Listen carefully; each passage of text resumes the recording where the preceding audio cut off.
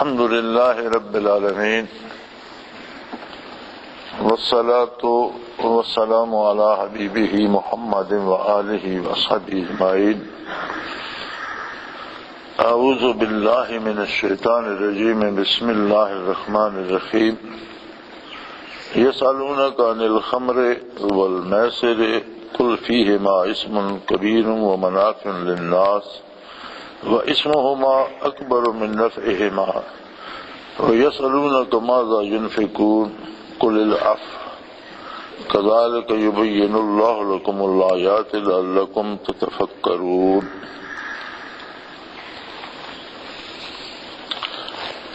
پیچھے بات چل رہی تھی انفاق فی سبیل اللہ کی، اس کے بعد جہاد کی. اب یہاں اس عید کے معاشرے کا ایک اور پہلو سامنے لایا جا رہا ہے.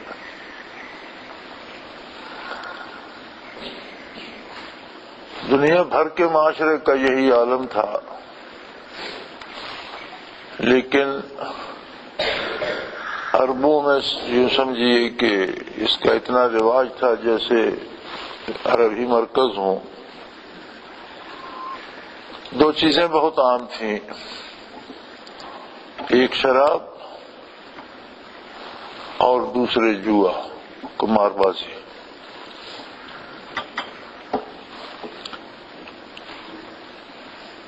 قرآن حکیم نے انسانی معاشرے کے ایک ایک پہلو اور جزیات کو لے کر ان کی اصلاح فرمائی.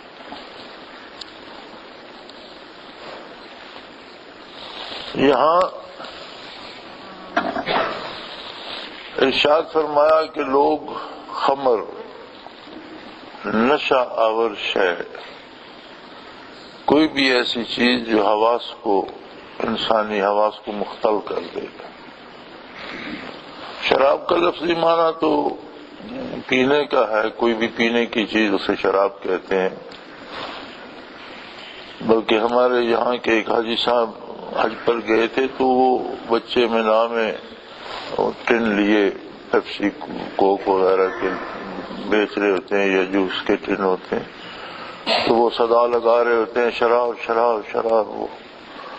تو وہ واپس آئے تو انہیں بڑا شکوہ تھا کہ کمال ہے یار، وہ مینا میں شراب بیچ رہے تھے. تو شراب سے لفظی مراد تو پینے کی چیز ہے، وہ تو پینے کی چیز بیچ رہے تھے. لیکن خمر یا نشہ آور اسے کہتے ہیں کہ جو انسانی حواس کو مختل کر دے، نیک و بد کی تمیز نہ رہے. فرمایا آپ سے خمر کے بارے پوچھتے ہیں اور قمار جوئے کے بارے پوچھتے ہیں. آپ انہیں یہ ارشاد فرمائیے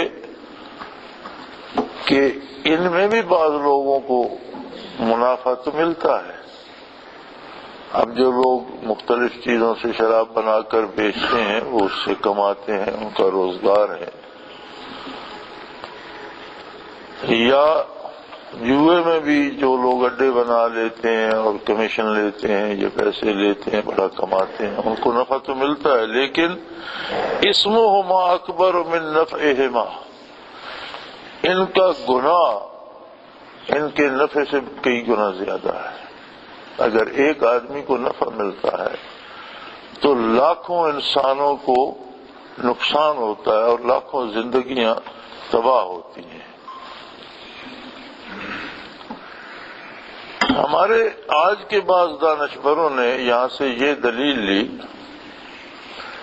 کہ جی شراب کو برا تو کہا گیا ہے اور یہ تو ارشاد فرمایا گیا ہے قرآن کریم میں کہ اس کا نقصان بہت زیادہ ہے، لیکن یہ تو نہیں کہا گیا کہ نہ پیو. چلو کوتاہی ہے، غلط کام ہے، لیکن آدمی سے غلطی ہو ہی جاتی ہے. یہ میں اپنے ایک دانشور کا انٹرویو سن رہا تھا اس دن ٹیلی ویژن پر. قرآن حکیم کو سمجھنے کے لیے صرف ایک ہستی ہے جس پر قرآن نازل ہوا، صلی اللہ علیہ وآلہ وسلم، انہی کی طرف رجوع کرنا پڑتا ہے.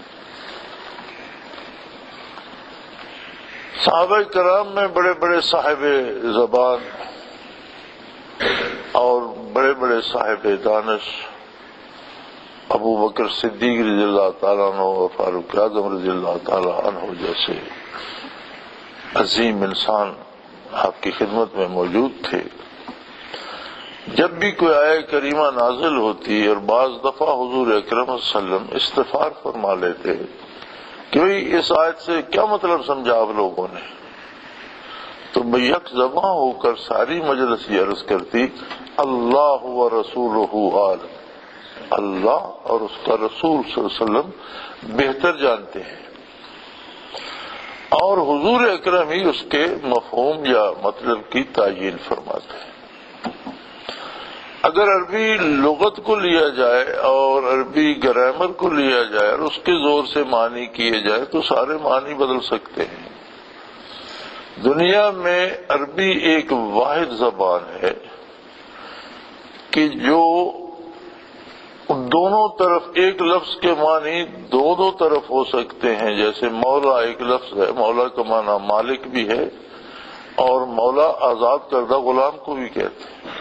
اب غلام اور مالک ضد ہیں ایک دوسرے کی، لیکن دونوں پہ لفظ ایک استعمال ہوتا ہے۔ جب وہ جملے میں استعمال ہوتا ہے تو اس جملے کے اعتبار سے اس کے مفہوم کی سمجھ آتی ہے۔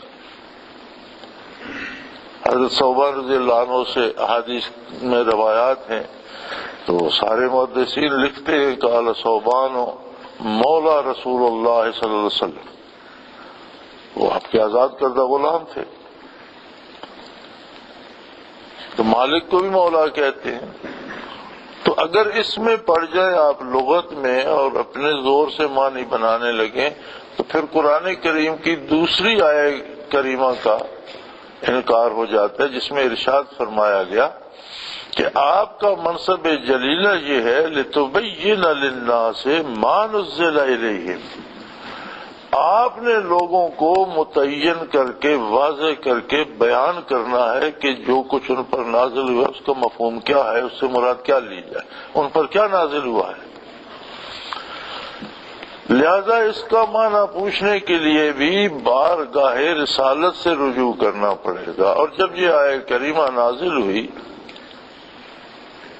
تو حضور اکرم صلی اللہ علیہ وسلم نے شراب کی ممانعت فرما دی کہ آیت کریمہ مدنی ہے، اور لوگوں کے گھروں میں شراب کا اتنا ذخیرہ تھا، مٹکے اتنے بھرے ہوئے تھے کہ مدینہ منورہ کی گلیاں بہہ نکلی۔ کسی نے یہ نہیں کہا کہ جی مدتوں کی عادت ہے، باپ داداؤں سے آ رہی ہے تو آہستہ آہستہ جائے گی، نہ کسی کو یہ اجازت دی گئی، بلکہ حکم دیا گیا کہ آج سے شراب اور اسی وقت سے شراب حرام ہے۔ جب حضور نے منادی کرا دی تو اتنی شراب لوگوں نے مٹکے اٹھا کر گلیوں میں گرائی کہ گلیاں بہہ نکلی، اور 6 مہینے تک اگر کبھی بارش ہوتی تو زمین سے جھاگ اٹھتی تھی اور بلبلے بنتے تھے۔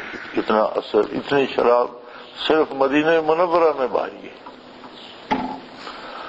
بلکہ کھجور سے ایک رس نکالتے ہیں اور وہ تازہ پیا جائے تو اس میں نشہ نہیں ہوتا، لیکن اگر آپ اسے آج نکال کر رکھ دیں کل صبح پیئیں تو اس میں نشہ ہوتا ہے، اسے نبیذ کہتے ہیں۔ نبی کریم صلی اللہ علیہ وسلم نے وضاحت فرما دی کہ تازہ نبیذ حلال ہے، باسی ہو جائے تو حرام ہے۔ تازہ نکال کر کوئی پیے تو وہ صحت افزا بھی ہے اور حلال بھی ہے، اور وہی نبیذ باسی ہو جائے تو حرام ہے۔ تو یہ ہمارے مشرقی پاکستان میں جب تھا، پھر بنگلہ دیش بن گیا، تو بنگلہ دیش میں میں نے دیکھا، میں بنگلہ دیش میں بھی کئی دفعہ گیا ہوں، تو وہاں وہ کھجور کا رس نکالتے ہیں، جس طرح ربڑ کے درخت کو زخم لگا کر ساتھ برتن باندھ دیتے ہیں، اس طرح وہ کھجور کو تھوڑا سا زخم لگا کر ساتھ برتن باندھ دیتے ہیں، اس میں وہ رس گرتا رہتا ہے، اور پھر پیتے بھی ہیں۔ اگر باسی ہو جائے تو اسے گرم کر کے اس سے گڑ بناتے ہیں، ڈھاکے میں وہ گڑ ملا کرتا ہے، اسی کا گڑ بن جاتا ہے، اور گڑ میں پھر وہ نشہ وغیرہ نہیں ہوتا، لیکن اس کا ٹیسٹ اپنا الگ ہوتا ہے۔ تو وہ چوڑی چوڑی جس طرح صابن کی ٹکیاں ہوتی ہیں اس طرح کی سانچوں میں اس گڑ کی وہاں ٹکیاں ملتی تھیں، اور اندرونی علاقوں میں دیہات میں میں نے ڈھاکے سے بہت دور نیچے تک میں گیا تو وہاں میں نے دیکھا کہ وہ لوگ ان کھجوروں سے، یا تو وہ کھجور کسی خاص قسم کی ہے یا کوئی سمجھ نہیں یہ مجھے، وہاں میں نے وہ برتن بدے ہوئے اور انہیں رس نکالتے دیکھا۔ تو یہاں تک حضور اکرم صلی اللہ علیہ وسلم نے وضاحت فرما دی کہ وہ اگر تازہ ہے تو درست ہے، لیکن اگر ایک دن گزر گیا اور باسی ہو گیا تو اس میں نشہ پیدا ہو جاتا ہے، وہ حرام ہے۔ لہذا شراب کی حرمت میں کوئی رائی برابر شبہ کی گنجائش باقی نہیں ہے، قطعاً حرام ہے، اور حضور اکرم صلی اللہ علیہ وسلم کے حکم سے حرام ہے، اور حضور کا حکم ہی اللہ کا حکم ہے، اور اس آیہ کریمہ کا معنی وہی ہے جو حضور صلی اللہ علیہ وسلم نے سمجھایا اور جس پر آپ صلی اللہ علیہ وسلم کے سامنے صحابہ کرام نے عمل کیا، وہی معنی مقبول ہے۔ آج کے دانشور جو چور دروازے ڈھونڈ رہے ہیں یہ دین کے خلاف ہے اور نبی کریم صلی اللہ علیہ وسلم کی حکم عدولی ہے۔ اللہ کریم ہم سب کو معاف فرمائے۔ تو شراب حرام ہے اور جوا حرام ہے، یہی حرمت جوئے پر بھی ہے۔ اقوام عالم میں اس کا رواج تھا اور عربوں میں بہت زیادہ تھا، لیکن جوا بھی حرام ہے۔ اور ایک اصول فقہا نے وضع فرمایا کہ جوا آپ کسے کہیں گے، تو ہر طرح سے رقم کا لین دین ہوتا ہے، تو اس میں جوئے کی تعیین کیا ہوگی؟ چونکہ بعض لوگوں نے یہ اعتراض کیا کہ بھی جس طرح ہم خرید و فروخت کرتے ہیں، ایک چیز 10 روپے کی لیتے ہیں وہ 12 کی بک جاتی ہے، ایک 50 کی لیتے ہیں وہ 60 کی بک جاتی ہے، اس کے ساتھ پیسے آ جاتے ہیں، تو یہ لین دین بھی تو ویسے ہی جیسا جوئے میں ہم 100 روپے لگاتے ہیں تو 500 آ جاتا ہے۔ فرمایا کہ حل اللہ البیع وحرم الربا، خرید و فروخت کو اللہ نے حلال دیا ہے اور ربا اور سود کو حرام قرار دیا ہے۔ تو سود، جوا اور یہ بیع و شراء، اس میں کیا فرق ہوگا؟ اس کے ایک بڑا سادہ سا اصول جو فقہا کرام نے ارشاد فرمایا، اللہ سب پر کروڑوں رحمتیں فرمائے، وہ یہ ہے کہ جس میں نفع یقینی اور نقصان کا اندیشہ ہو، نفع یقینی ہو، نقصان کا اندیشہ ہو، وہ سود ہے۔ کہ آپ کسی کو 100 روپے دے کر کہتے ہیں مجھے تم 110 واپس کرو گے، اب اس کا 110 مجبوراً اس نے واپس کرنا ہے، نفع یقینی ہے، اب اس سے آپ 95 90 100 نہیں لیں گے، 110 ہی لیں گے۔ نقصان کا اندیشہ ہے کہ شاید وہ بندہ مر جائے، شاید وہ پیسے اس کے پاس کبھی نہ آ سکیں، تو یہ ایک اندیشہ ہے، لیکن نفع یقینی ہے۔ نفع یقینی اور نقصان کا اندیشہ ہو تو یہ سود ہے، نقصان یقینی اور نفع کا اندیشہ ہو تو یہ جوا ہے۔ نقصان یقینی ہو، جو جوا کھیلتا ہے اسے یقین ہوتا ہے کہ جو رقم دو پر لگا رہا ہوں یہ مجھ سے تو گئی، لیکن ایک امکان ہوتا ہے کہ شاید میرا دو لگ جائے تو مجھے پیسے زیادہ مل جائے۔ تو جہاں نقصان یقینی اور نفع موہوم ہو وہ جوا ہے، جہاں نفع یقینی اور نقصان موہوم ہو وہ سود ہے، اور جہاں نفع نقصان کے برابر امکان ہو وہ تجارت ہے۔ نفع بھی ہو سکتا ہے، نقصان بھی ہو سکتا ہے۔ ایک چیز آپ خریدتے ہیں، اس کی مارکیٹ میں قیمت گر جاتی ہے، آپ کو نقصان ہو جاتا ہے، ایک خریدتے ہیں اس کی قیمت زیادہ ہو جاتی ہے، آپ کو نفع۔ تو برابر نفع اور نقصان کا جہاں امکان برابر ہو وہ تجارت ہے، جہاں نفع یقینی نقصان موہوم ہو وہ سود ہے، جہاں نقصان یقینی نفع موہوم ہو وہ جوا ہے۔ تو فرمایا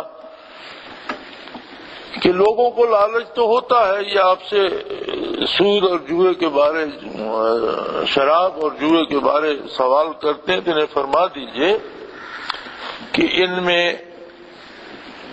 بہت بڑا گناہ ہے، فیہما اسم کبیر، یہ بہت بڑا ظلم ہے اور بہت بڑا جرم ہے، اور یہ ایسا بڑا جرم ہے کہ یہ معاشرے کو تباہ کر دیتا ہے اور لاکھوں زندگیاں، لاکھوں خاندان اس سے اجڑ جاتے ہیں۔ ومنافع للناس، اور کچھ لوگوں کو اس سے نفع بھی ہوتا ہے۔ یقینی بات ہے کہ جو بنا کر بیچتے ہیں یا جوئے کراتے اڈے بناتے ہیں، تو ایسے کچھ چند لوگ ہوتے ہیں جو اس سے کماتے بھی ہیں، لیکن اسمہما اکبر من نفعہما، اس سے جو نقصان ہوتا ہے، جو گناہ ہوتا ہے، جو اللہ کی نافرمانی ہوتی ہے، وہ اس منافع کے مقابلے میں کئی گنا بڑی ہے۔ وَيَسْأَلُونَكَ مَاذَا يُنْفِقُونَ، اور یہ سوال بھی کرتے ہیں کہ آخر اللہ کی راہ میں ہم کتنا کچھ خرچ کریں۔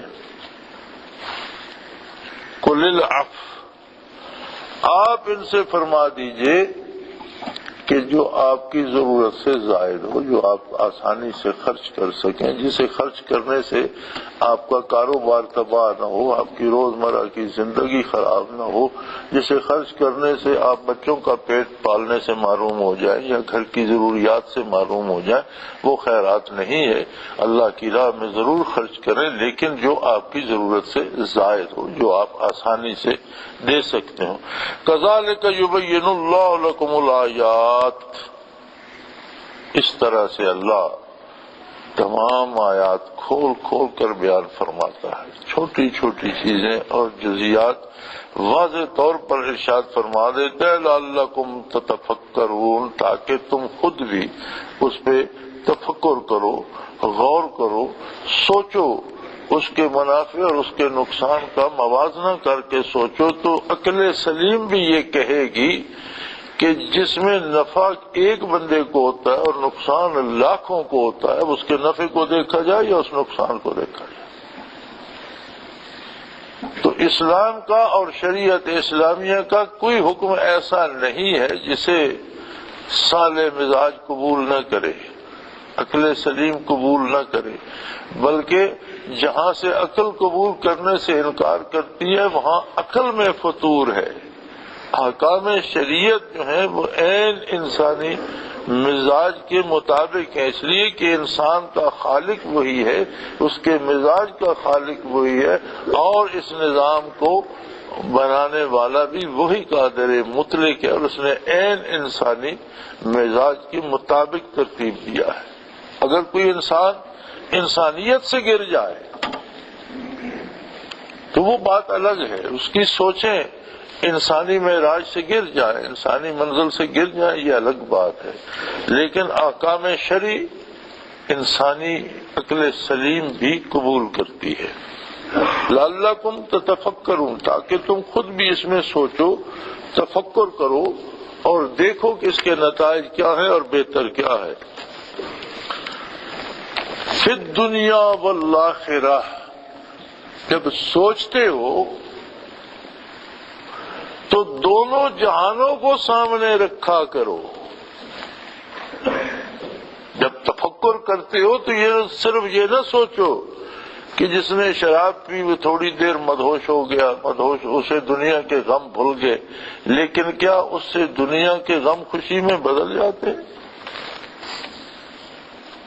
چند گھنٹوں بعد، چند لمحوں بعد جب ہوش آئے گی تو وہ سارے دکھ تو پہلے سے زیادہ ڈرونے بن کر پھر سامنے کھڑے ہوں گے، فائدہ کیا ہوا؟ پھر یہ بھی دیکھو کہ آخرت میں اس کا نتیجہ کیا ہوگا۔ صرف یہ نہ دیکھو کہ دنیاوی فائدہ ہے، جب تفکر کرتے ہو، جب سوچتے ہو تو پھر دنیا والآخرہ، دنیا اور آخرت دونوں جہانوں کو سامنے رکھا کرو کہ انسانی جو اقدار ہیں وہ یہ ہیں کہ بندہ دنیا میں باعزت اور شریفانہ زندگی اور آسانی سے زندگی گزارے، اور آخرت میں بھی اللہ کے نزدیک معزز و مکرم ہو اور اسے اللہ کی رحمت نصیب ہو۔ اگر کوئی ایسا کام ہے جو دنیا کی دولت دیتا ہے لیکن آخرت کو تباہ کرتا ہے تو یہ تو بڑا خراب سودا ہے، کہ دنیا وقتی اور عارضی ہے اور آخرت کو دوام ہے، تو دائمی زندگی وقتی اور لمحاتی لذات کے لیے تباہ کرنا کون سی دانشمندی ہے؟ یعنی اگر تم سوچو بھی تو دنیا و آخرت کو سامنے رکھ کر سوچا کرو۔ وَيَسْأَلُونَكَ عَنِ الْيَتَامَىٰ، آپ کے بارے پوچھتے ہیں کہ جو یتیم بچے رہ جاتے ہیں اور وہ رسا کی کفالت میں آ جاتے ہیں، ان کا کیا کیا جائے؟ فرما دیجئے کل اصلاح لہم خیر، بھلائی اس میں ہے کہ ان کے ساتھ بہتر سلوک کرو اور انہیں بہتر طریقے کی تربیت دو، جس طرح اپنی اولاد کی فکر کرتے ہو، جس طرح اپنی اولاد کو پالتے ہو۔ اگر بھائی کا، بہن کا، بھتیجے کا، کسی عزیز کا کوئی یتیم تمہارے گھر میں آ گیا یا اس کا مدار تم پر ہے یا اسے اور کوئی سنبھالنے والا نہیں تمہارے پاس ہے، تو فرما دیجئے اصلاحم لہم خیر، ان کی مصلحت جس میں ہو، جس میں ان کی بہتری ہو، وہ کام کرو، ان سے وہ رویہ اختیار کرو۔ اور اگر وہ یتیم مالدار بھی ہے، جو اس کا والد فوت ہو گیا، اس کے لیے جائیداد چھوڑ گیا، مال چھوڑ گیا، تو ان تخالطوہم فاخوانکم، اگر وہ مال تم اپنے مال میں ملا لیتے ہو، مل جل کر گزارا کرتے ہو، تو وہ تمہارے بھائی ہیں۔ جو اخراجات ہوتے ہیں وہ اپنے مال سے بھی کرتے ہو، اس کے مال سے بھی کرتے ہو، لیکن اصلاح کی بات سامنے رکھو۔ یہ نہ ہو کہ اس کا مال کھانا شروع کر دو، اپنا بچانا شروع کر دو۔ اصلاح کی بات ذہن میں رہے۔ اور واللہ یعلم المفسد من المصلح، اور اللہ کریم فساد کرنے والوں کو بھی جانتے ہیں اور اصلاح کرنے والوں۔ اگر تم اس کا نقصان کرو گے تو یہ تو فساد ہے، اور اگر جائز اس کا مال بھی اپنے ساتھ ملا کر خرچ کرتے ہو کہ اتنی ضرورتیں اس کی ہیں، اتنی ہماری ہیں، 4 بندے ہم ہیں، 2 بندے یہ ہیں، تو 2 سے ہمارا خرچ ہو، 1 ان کا ہو جائے تو کوئی حرج نہیں۔ لیکن اگر تم یہ کہو کہ اب یہ یتیم ہے، چھوٹا بچہ ہے، اسے تو سمجھ نہیں، ہم اس کا مال کھا لیں، تو یہ فساد ہوگا۔ تو اصلاح کا عمل جو ہے وہ سامنے رہے، جس میں ان کا مال بھی بچے، ان کی آبرو بھی بنے، انہیں علم بھی حاصل ہو، وہ بہتر انسان اور بہتر مسلمان بن سکیں۔ اور اللہ جانتا ہے کہ کون فساد پیدا کر رہا ہے اور کون اصلاح کی رعایت کر رہا ہے۔ وَلَوْ شَاءَ اللَّهُ لَأَعَانَتَكُمْ، اللہ قادر ہے، وہ چاہتا تو تم بھی رلا دیتا، تم بھی در بدر کی ٹھوکریں کھا رہے ہو۔ آج اگر کوئی یتیم و بے کس تمہارے آسرے پر ہے تو وہ ایسا قادر ہے کہ تمہیں بھی محتاج کر کے در بدر بھٹکا دیتا۔ اس بات کو یاد رکھو کہ اس کا تم پر احسان ہے کہ اس نے تمہیں در بدر نہیں کیا، کسی کو تمہارا محتاج کر دیا۔ تو یہ اللہ کی عظمت کو سامنے رکھتے ہوئے جو کچھ کرو وہ اس کی بہتری کے لیے کرو۔ ان اللہ عزیز حکیم، کیونکہ اللہ بہت زبردست ہے، یہ چاہے کر سکتا ہے، مگر وہ حکیم ہے، اس کی حکمت کا تقاضا ہے کہ اپنی حکمت کے مطابق امور کو سر انجام دیتا ہے۔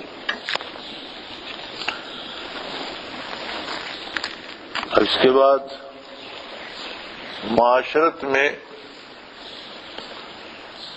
بڑا اہم سوال ہوتا ہے شادی بیاہ کا۔ تو فرمایا یاد رکھو مومن کا نکاح مومنہ سے ہی ہوتا ہے۔